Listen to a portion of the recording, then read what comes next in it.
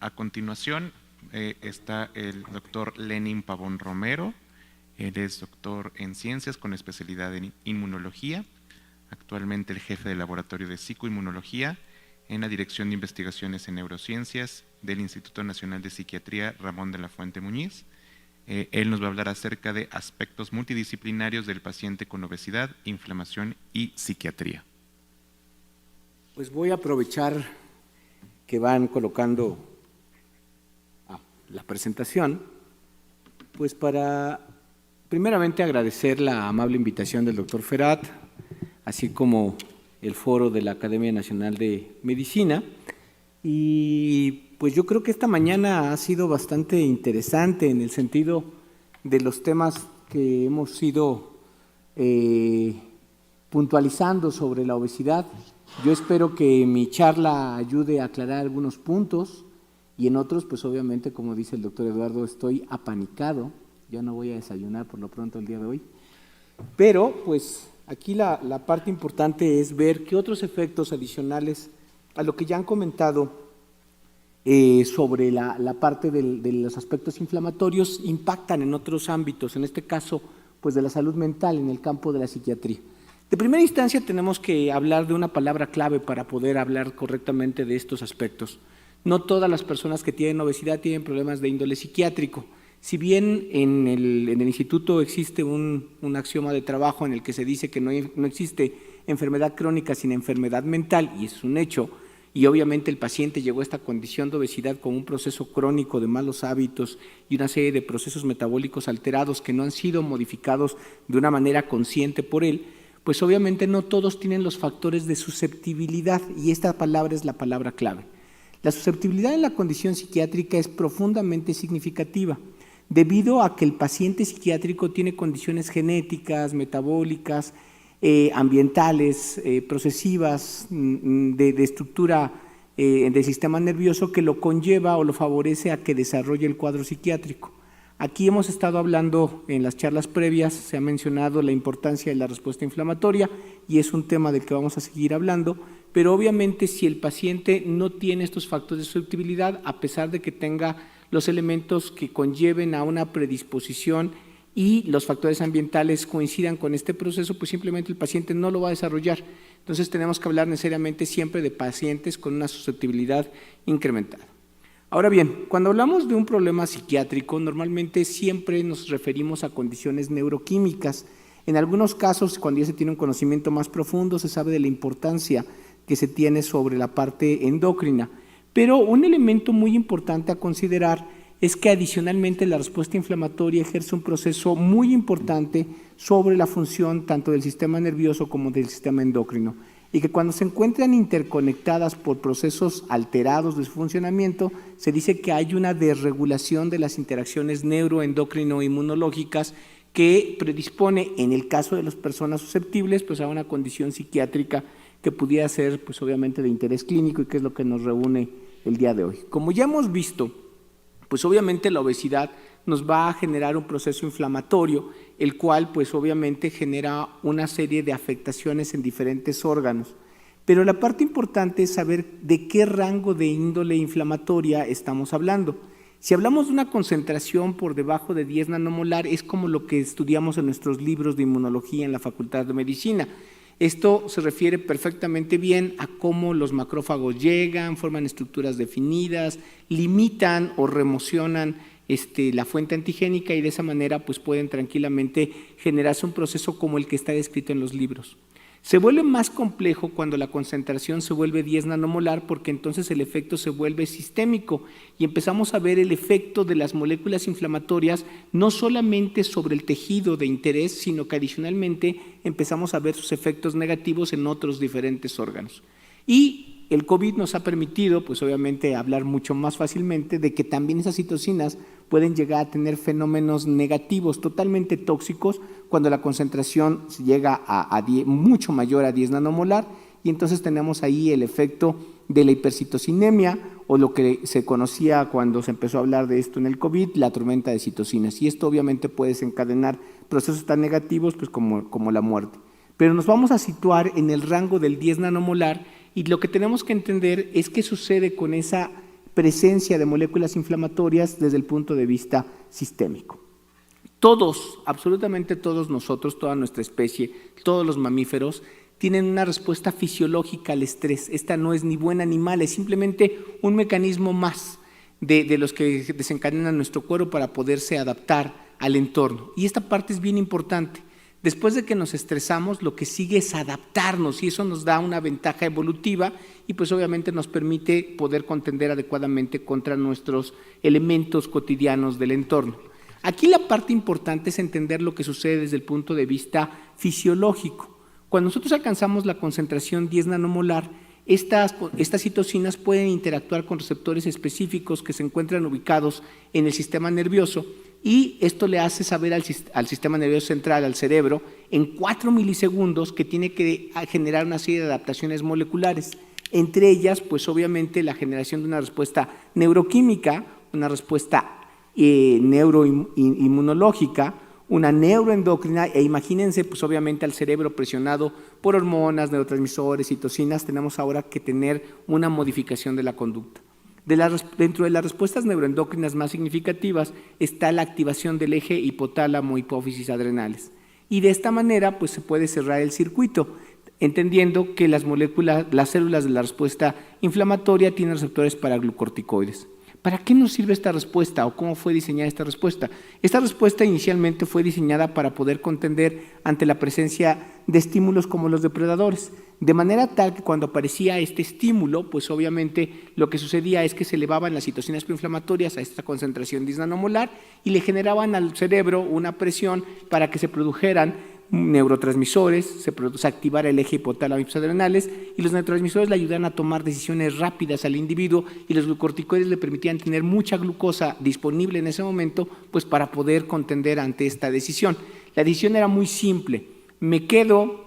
y peleo o huyo y me reproduzco. Entonces pues obviamente había que tener mucha energía pues para quedarse a pelear o pues obviamente para poder emprender la huida. Y este proceso, pues obviamente, le permitía al individuo poder realizar este tipo de toma de decisiones. La parte importante es que mientras más se alejaba el individuo de su fuente de tensión, pues entonces la tensión iba disminuyendo y por consiguiente le daba tiempo a que todo este proceso regresara a una condición fisiológica basal.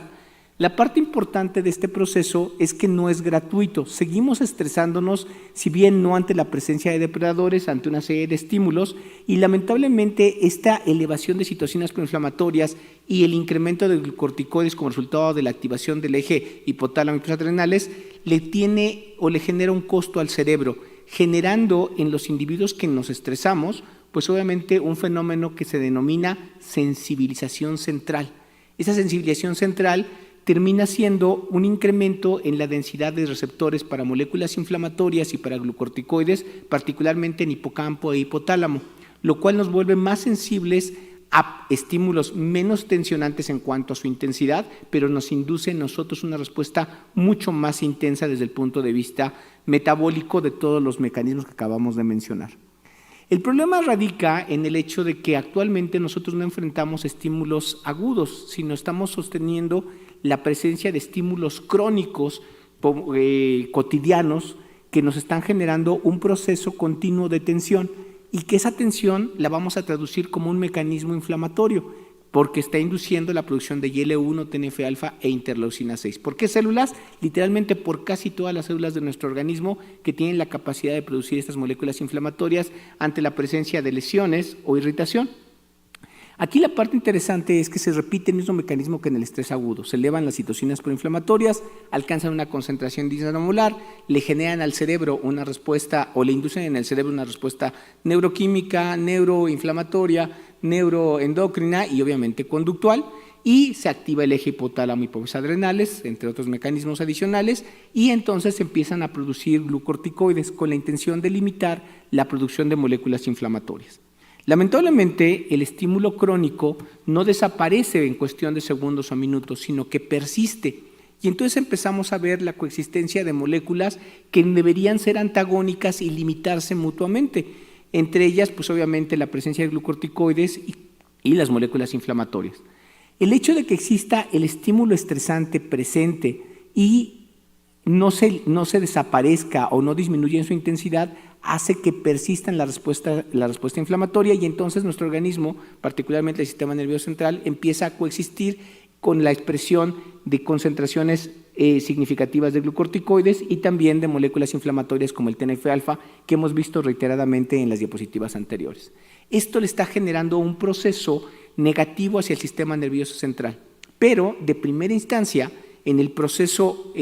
temporal empezamos a ver necesariamente un mecanismo de resistencia. Ese mecanismo de resistencia va a estar dado por la presencia de moléculas antiinflamatorias que compensan las proinflamatorias a nivel inmunológico. A nivel neuroquímico vamos a tener neurotransmisores con una actividad poderosa proinflamatoria como la serotonina, pero también se empiezan a producir neurotransmisores como la noradrenalina, norepinefrina, la acetilcolina, la dopamina, que tienen un efecto antiinflamatorio y de esta manera se establece un balance a nivel neuroquímico. Y a nivel endocrino, estos niveles de glucorticoides empiezan a ser compensados por un incremento de la liberación de hidroepiandrosterona.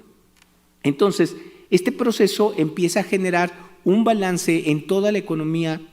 de nuestro organismo, a través del cual entramos en una fase de resistencia, en la cual podemos contender ante la presencia del estímulo tensionante, realizando nuestras actividades de forma normal, pero obviamente haciendo que nuestro cuerpo esté generando un mecanismo de resistencia fisiológica para poder contender ante la presencia de estímulo estresante.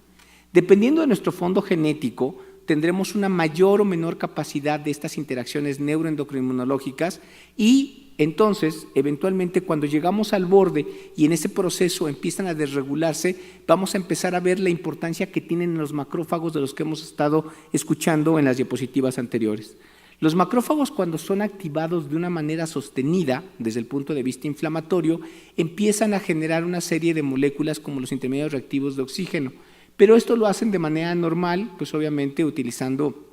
especies que tienen ya preexistentes, pero cuando el proceso se vuelve crónico, empiezan a usar procesos más sofisticados. Uno de ellos, desde el punto de vista de interés de la psiquiatría, pues es el hecho de que empiezan a utilizar el triptofano para poder generar especies reactivas de oxígeno, como se llaman las quineneurinas, la 3-hidroxiquineurina, el ácido quinolínico, que son altamente tóxicas para el cerebro, pero que siguen cumpliendo la función para limitar la presencia de bacterias, virus, parásitos. Aquí la parte importante es que este proceso, adicionalmente, estamos hablando de que está generando procesos oxidativos que están generando una modificación en el funcionamiento de estas interacciones. Al limitar la capacidad funcional del sistema nervioso para seguir regulando estas interacciones neuroendocrinoinmunológicas, vamos a empezar a ver que las neuronas empiezan a comprometer, primeramente por estos reactivos intermediarios de oxígeno y nitrógeno. Hay una modificación del metabolismo del glutamato, que es un aminoácido excitatorio, neurotransmisor excitatorio, que empieza a inducir una hiperactividad metabólica de las neuronas y las empieza a llevar a apoptosis, y eventualmente este proceso de presión por parte de moléculas inflamatorias de forma directa como el TNF-alfa y los glucorticoides empiezan a generar procesos funcionales y fisiológicos de las neuronas que empiezan a comprometer su funcionalidad y se empiezan a desregular las interacciones neuroendocrinoinmunológicas de una manera muy evidente, generando la aparición de cuadros clínicos para los cuales los pacientes tengan una predisposición ya establecida y sus factores ambientales coexistan. Este fenómeno se vuelve muy importante porque no solamente está afectando a las neuronas, sino que adicionalmente está afectando a todas y cada una de las células del organismo, debido a que nuestras células tienen receptores para hormonas, neurotransmisores y toxinas y tienen que adaptarse ante estos cambios periféricos, pues para poder seguir funcionando de una manera adecuada. Ahora bien, esto se entiende claramente cuando hablamos obviamente de lecciones, de infecciones, donde tenemos claramente entendido e identificado cuál es la fuente de tensión que está generando este proceso inflamatorio que está repercutiendo en los otros sistemas. Pero existen elementos como la inflamación estéril o la inflamación de bajo grado que acaban de mencionarla, que nos está generando una respuesta inflamatoria consistente y que está generando exactamente el mismo proceso del que hemos estado hablando en la diapositiva anterior. Hay tres causas a través de las cuales las moléculas de inflamación estéril se están generando. La primera de ellas es la presencia de tejido necrosado, y esto lo podemos ver particularmente en adipocitos cuando se ven modificados en su adecuada irrigación, y esto puede estar generando una fuente de producción de moléculas inflamatorias. También la acumulación o la disminución súbita de metabolitos en cualquier parte de nuestro organismo, el sistema inmunológico lo entiende como un elemento de irritación y produce moléculas inflamatorias, y el consumo de sustancias, café, tabaco, alcohol y drogas, obviamente están generando también un mecanismo de irritación. La parte interesante de este proceso es que, interesantemente, hay factores distintos como la percepción, en el caso de los pacientes psiquiátricos, que están induciendo la formación de inflamosomas directamente en regiones anatómicas del cerebro, dentro de microglia y astrocitos, ante la percepción de estímulos que se consideran tensionantes para cada uno de nosotros de forma totalmente individual y que los vivimos de una manera suficientemente intensa, son capaces de generar la producción de estas moléculas inflamatorias en el sistema nervioso central, desencadenando exactamente el mismo mecanismo del que hemos estado mencionando. Otra fuente muy importante de moléculas inflamatorias, como hemos estado viendo el día de hoy, pues obviamente es el tejido adiposo y pues el tejido o la grasa visceral. Inicialmente este proceso no tendría por qué ser negativo. Fisiológicamente siempre hemos coincidido con los adipocitos, y los adipocitos en condiciones y cantidad normal funcionan adecuadamente, tienen la presencia pues obviamente de tejido circulatorio y también de la presencia de ramas del nervio simpático que están generando la liberación de acetilcolina, norepinefrina, adrenalina, que están generando un proceso de regulación de la actividad inflamatoria de los macrófagos. Adicionalmente, y durante las etapas tempranas de nuestra vida, tenemos unos macrófagos que tienen un fenotipo muy particular, que tienen un alto índice de replicación y que adicionalmente son susceptibles a estar siendo regulados de manera adecuada por todos los mecanismos pro y antiinflamatorios. Siempre, o lo que hemos estado escuchando en este momento y lo que se lee normalmente de la parte del tejido adiposo, es que se habla de la interacción que se tiene con los macrófagos, pero es muy importante entender que el ecosistema inflamatorio que existe en el tejido adiposo no está limitado solamente a los macrófagos. Tenemos células de todo tipo, los linfocitos T y también las células natural killer. En el caso de los linfocitos T, seguramente han leído de que hay unas células profundamente importantes que se llaman las células T reguladoras. Las células T reguladoras en circulación en las personas sanas tienen aproximadamente un porcentaje del 1 al 2%. Lo que se vuelve profundamente interesante es que el tejido adiposo tiene un mecanismo de atracción hacia las células T reguladoras que se vuelven un nicho para contender del 40 hasta el 80% de los linfocitos T reguladores de nuestro organismo están colocados en el tejido graso. Y esto se vuelve un elemento bien importante porque nos habla de la importancia que tiene regular la respuesta inflamatoria inducida por los adipocitos. Adicionalmente, hay una gran cantidad de linfocitos T cooperadores y linfocitos T citotóxicos con perfiles fenotípicos sanos y totalmente funcionales cuando la proporción de tejido graso se encuentra dentro de los niveles normales. Lamentablemente, durante nuestro desarrollo, el perfil de macrófagos y linfocitos que están presentes en el tejido adiposo se va modificando. Y estos macrófagos primordialmente, como lo hemos estado viendo en las dos pláticas anteriores, empiezan a tener una respuesta de menos cantidad de replicación, empiezan a volverse mucho más inflamatorios y adicionalmente empiezan a expresar una serie de moléculas que comprometen pues obviamente su capacidad regulatoria. Entre ellos pues obviamente empiezan a asociarse a tejidos atrofiados, de adipocitos atrofiados, formando esta estructura de coronas que ya previamente el doctor Ferat había descrito.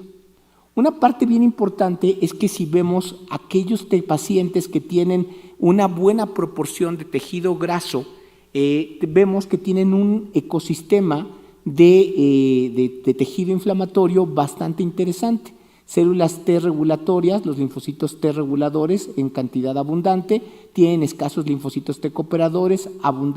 primordialmente son de perfil tipo TH2 y tienen una presencia de linfocitos T citotóxicas moderadas. Si el paciente empieza a tener un incremento en la cantidad de adipocitos que se encuentran presentes, la proporción de estas células se modifica, perdiendo las células regulatorias, perdiendo casi una cantidad muy significativa, ya les dije que ahí estaban entre el 40 y el 80%, estas células T regulatorias van a morir porque de alguna manera entre los macrófagos y los adipocitos empieza a producirse interferón alfa, y el interferón alfa es profundamente tóxico para las células T regulatorias, y este es un dato bastante interesante y bastante reciente porque no pueden identificar aún cuál es la fuente, pero obviamente son adipocitos y macrófagos los que los deben estar generando, y esto induce la apoptosis en estas células T regulatorias. Las células T cooperadoras que estaban ausentes empiezan a aparecer, pero son células T reguladoras que tienen un perfil inflamatorio, y las células T citotóxicas adquieren un perfil fenotípico profundamente agresivo que dicen que es equivalente a las células T citotóxicas que están infiltrando a los tejidos tumorales, de manera tal que tenemos una fuente productora de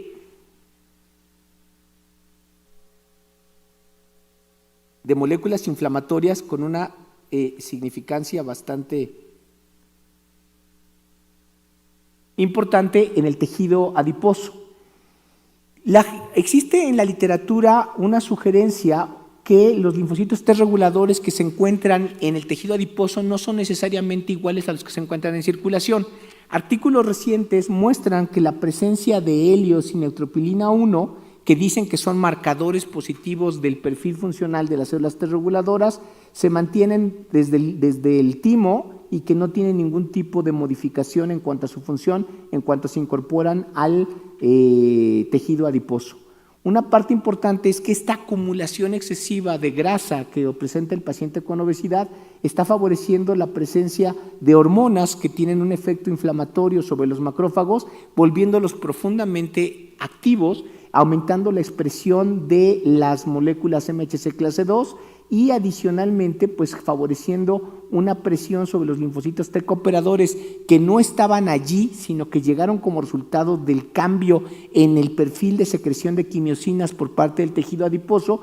y las vuelve también profundamente activas desde el punto de vista metabólico, produciendo cantidades importantes de moléculas inflamatorias, interferón gamma, interleucina 2, y todo esto por una cantidad muy importante de producción de interleucina 33. Aquellos que no estén familiarizados con la interleucina 33 no es otra cosa más que un miembro más de la producción de la familia de interleucina 1, y que esto pues obviamente también hace lo mismo que la interleucina 1, favorece la producción de TNF-alfa, de interleucina 6, de interleucina 12, y que todo esto está contribuyéndose por la modificación del funcionamiento del tejido adiposo que está favoreciendo este cambio en la cantidad de moléculas que se encuentran presentes. Y obviamente la capacidad reguladora del nervio vago por parte de estos macrófagos empieza a ser limitada porque pues ya no tienen este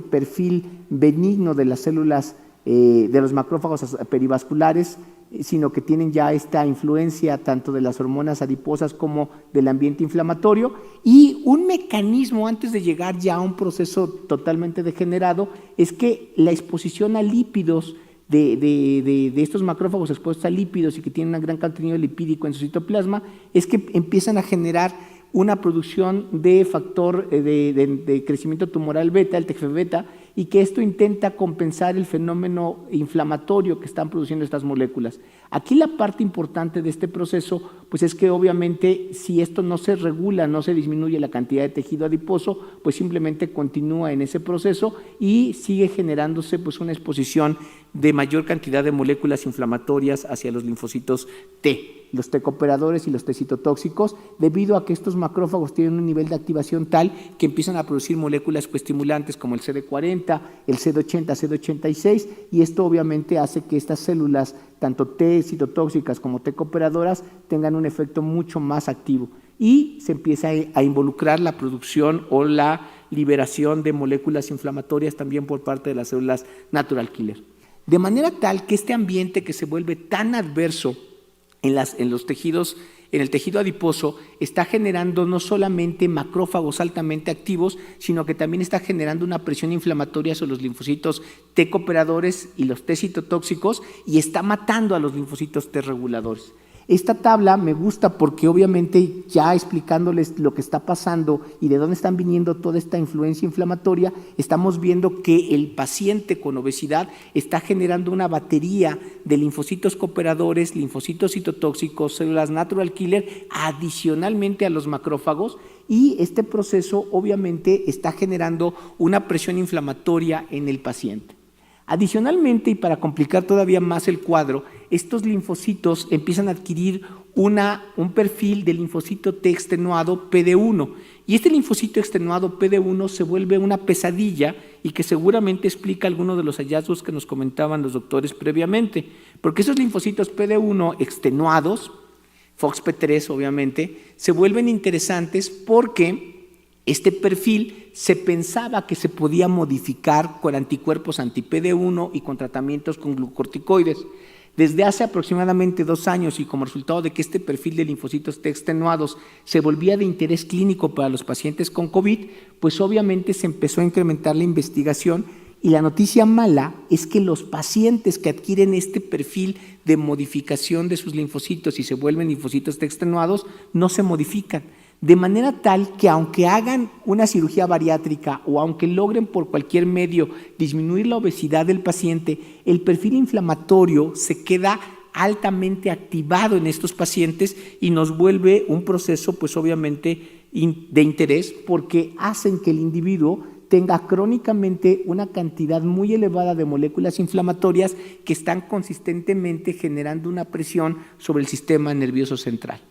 Para que podamos dimensionar de qué tamaño es esta presión inflamatoria inducida por el tejido adiposo, tenemos que entender que por cada kilo de tejido adiposo que podamos encontrar en nuestro paciente, 300 gramos corresponden a macrófagos, T cooperadores, T citotóxicos y natural killer produciendo moléculas inflamatorias. Nosotros sabemos que ese paciente con obesidad ya tiene un índice de masa corporal mucho mayor a 30, y en casos de obesidad comórbida pues ya esa cantidad se vuelve verdaderamente significativa. De manera tal que lo que estamos viendo en estos pacientes es una cantidad muy significativa de un efecto inflamatorio sobre el sistema nervioso central.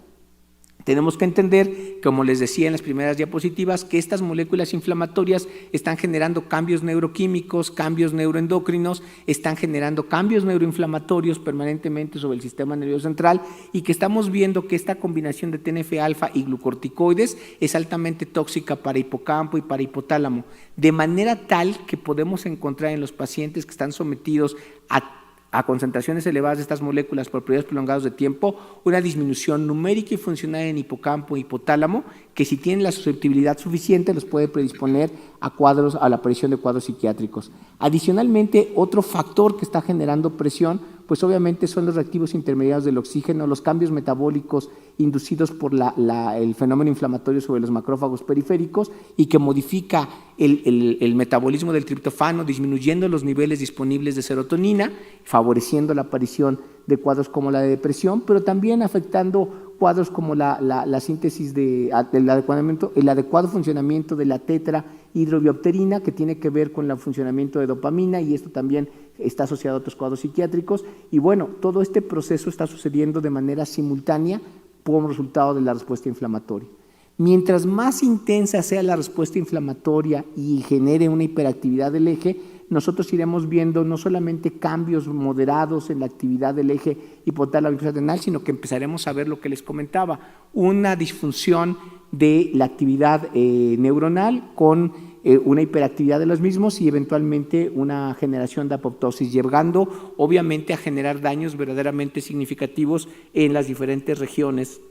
del cerebro. Adicionalmente, para que nos demos cuenta de qué efecto tienen estas moléculas inflamatorias sobre el individuo, tenemos el caso muy particular de interferón alfa, ese mismo que estaba matando a las células T reguladoras. Tiene una importancia muy significativa en la psiquiatría, porque desde los años 80, en los que se hizo esta proteína de forma recombinante y se empezó a administrar en los pacientes que tenían enfermedad granulomatosa crónica o hepatitis C, lo que se veía es que estos pacientes de forma rápida generaban cuadros de depresión muy profundo y no se sabía cuál era la causa. Cuando se empieza a estudiar ¿Qué efecto tiene el interferón alfa sobre el sistema nervioso central? Se dan cuenta de que el interferón alfa bloquea totalmente el sistema serotoninérgico, bloquea la síntesis de serotonina, adicionalmente disminuye la producción de receptores y transportadores de serotonina y limita pues todos los efectos protectores que se inducen por parte del sistema serotoninérgico, de manera tal que este interferón alfa incrementado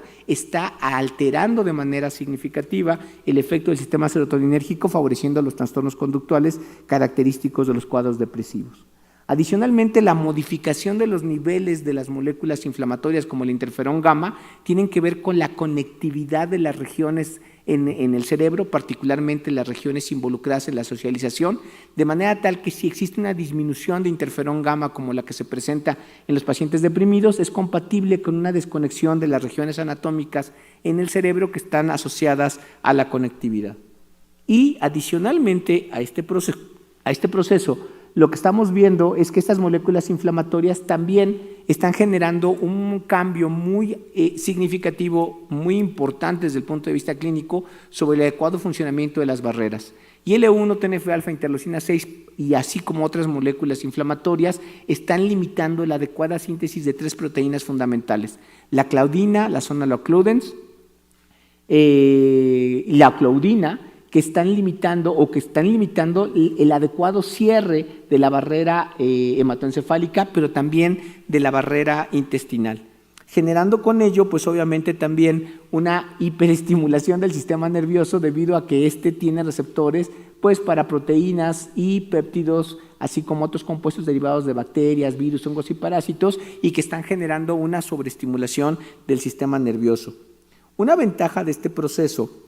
es la activación del nervio vago. Hace un momento en las diapositivas anteriores veíamos que cuando el tejido adiposo se encuentra en buenas condiciones, en una buena proporción, con un buen balance de macrófagos y linfocitos asociados al tejido adiposo, pues el nervio vago jugaba un papel importante en la regulación. Sin embargo, cuando este proceso se ve sobreestimulado, pues entra como un freno de mano, literalmente como un mecanismo de rescate, censa esta hiperactividad inflamatoria inducida por el proceso, en este caso de la obesidad, y lo que se está generando pues es una liberación de acetilcolina y sus derivados, y la intención es que estos macrófagos dejen de producir IL-1, TNF-alfa e interleucina 6, produciendo literalmente pues un frenón. Lamentablemente, como les decía, el fenotipo de estos macrófagos residentes en tejido adiposo o en tejido visceral o en grasa visceral, pues lo que empezamos a ver es que ya no tiene la capacidad de regularse por este proceso fisiológico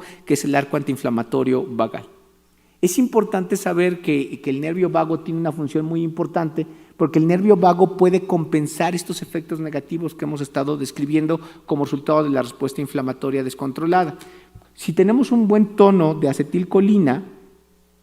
que se encuentran en estas gráficas que dicen alto tono o alto nivel de actividad parasimpática, lo que tenemos es bajos niveles de cortisol, bajos niveles de TNF-alfa, bajos niveles de epinefrina, y esto significa una disminución también de la actividad de los linfocitos T. Pero, pues obviamente, si el paciente ha perdido este mecanismo de compensación modulado por el nervio vago, pues obviamente lo que vamos a ver es una desregulación generalizada, altos niveles de cortisol, altos niveles de TNF-alfa, altos niveles de epinefrina, y esto lo que va a llevarnos pues es a la generación de una mayor cantidad de cuadros clínicos mucho más exacerbados. ¿Qué tiene que ver el hecho de que las moléculas inflamatorias estén generando una apertura de las barreras epiteliales, de las barreras intestinales o de la barrera hematoencefálica? Bueno, pues estamos viendo también un proceso pues, de presencia de elementos presentes en el microbioma. Interesantemente, la relación que tenemos con nuestro microbioma depende mucho de la condición inflamatoria funcional de nuestro organismo. Nuestro microbioma coexiste o existe dependiendo del balance que tenga con nuestra condición inflamatoria. En los años recientes hemos descubierto de una manera verdaderamente impactante y muy interesante que la producción de neurotransmisores que se genera en los intestinos y que es muy importante y en otros tejidos tiene mucho más que ver con la cantidad de los neurotransmisores que produce el microbioma que lo que nosotros tenemos como capacidad funcional de producción. De manera tal que nuestro bienestar funcional neuroquímico pareciera estar mucho más asociado a un adecuado microbioma de lo que nosotros creíamos hasta hace algunos años. La presencia de bacterias positivas y negativas en nuestro microbioma, tiene que ver con la producción también de neurotransmisores, obviamente bacterianos, pero que también repercuten en nuestra salud mental y en nuestro buen tono funcional desde el punto de vista de la salud mental. Y sabemos esto que tiene un efecto bien importante porque si modificamos la presencia de las bacterias presentes en el microbioma, pues también modificamos la conducta de los pacientes y los modelos experimentales en los cuales se esté trabajando. De manera tal que la respuesta inflamatoria está generando pues, un ambiente que puede ser adverso en el caso de los individuos que están presentes o en los que está presente un cuadro de obesidad, porque está generando cambios desde el punto de vista inflamatorio, de reactivos intermediarios del oxígeno, de modificaciones del cambio de la actividad del glutamato, una modificación de la coexistencia de TNF-alfa y glucorticoides, y vemos que todo este proceso es negativo. Y adicionalmente, una modificación del adecuado ambiente del microbioma y los neurotransmisores que éste produce. Adicionalmente, los pacientes que están sometidos a altas cargas de tensión y que esto está generando una modificación inflamatoria, también tienen cambios importantes. Uno de estos se desprende de estudios realizados en pilotos, en los cuales pues obviamente viven una intensa vida desde el punto de vista de cambios de horarios, intensos horarios de continuos de trabajo, etcétera. Y lo que observamos es que obviamente empiezan a reportar efectos negativos de estrés, mismos que pueden ser presentes en cualquier otro paciente que tenga pues, un alto contenido inflamatorio, y son tan inespecíficos como el dolor de cabeza, la falta de apetito, pues la presencia de nudos en la garganta compatible con ansiedad, presión en el pecho, tensión muscular, malestar estomacal, dolor de espalda, dolor en cuello y hombros, y pues todo eso lo presentan y va acompañado de cambios inflamatorios como los que hemos estado observando en los pacientes tensionados o en este caso los pacientes con una obesidad. Simplemente esta es la marcha clínica de los pacientes analizados, pero la parte importante es que estos cambios inflamatorios periféricos no solamente están generando lo que ya hemos descrito, sino que adicionalmente están modificando la expresión de los transportadores de serotonina y moléculas reguladoras del sistema serotoninérgico como la proteína P11, y aquí vemos claramente cómo el paciente sano tiene un buen regulador de la expresión de estas moléculas. Los pacientes deprimidos presentan un cambio significativo con respecto a los voluntarios sanos, pero los pilotos que están sometidos a este fenómeno de tensión tienen un barrido en el cual se sugiere pues obviamente que tienen toda una pléyade de cambios inducidos por los elementos tensionantes. Cuando nos vamos a ver la cantidad de serotonina que tienen estos pacientes y que están asociados con elementos de tensión, pues nos damos cuenta de que los pacientes tienen claramente una disminución de su concentración de serotonina, los voluntarios sanos tienen buen tono de serotonina y los pilotos no se encuentran ni en los sanos ni en los deprimidos. Y esto es lo que seguramente pudiéramos ver inducido por pacientes, pues obviamente con obesidad. No tendríamos necesariamente que tener pues ya un cambio dramático en estos aspectos, pero sí entender que todo esto es un fenómeno acumulativo de los cambios que van sucediendo. Y es por ello que es importante considerar no solamente el efecto inflamatorio en el tejido adiposo, sino también entender qué es lo que está sucediendo en otros sistemas como resultado de la respuesta inflamatoria. Si este tema les resulta interesante y quieren saber un poco más, les invito a que revisen el capítulo 16 del libro de inmunología que edito. Adicionalmente tiene un capítulo de inmunometabolismo escrito por el doctor Eduardo Ferat, y para que entendamos con mayor claridad los efectos que tiene el fenómeno inflamatorio en los componentes psiquiátricos, los invito a que revisen este libro que se llama Inmunopsiquiatría, publicado por Oxford y editado por el doctor Moisés Bauer de Brasil. Quiero por último aprovechar para agradecer a mis colaboradores, el doctor Gilberto Pérez Sánchez y al doctor Luis Enrique Becerra Villanueva, que son los que permiten que se generen resultados y se puedan mostrar en estos foros, y al equipo de Politécnico con quien realizamos colaboraciones muy significativas, encabezados por el doctor Luis Vallejo Castillo. Pues muchas gracias y no sé si haya preguntas.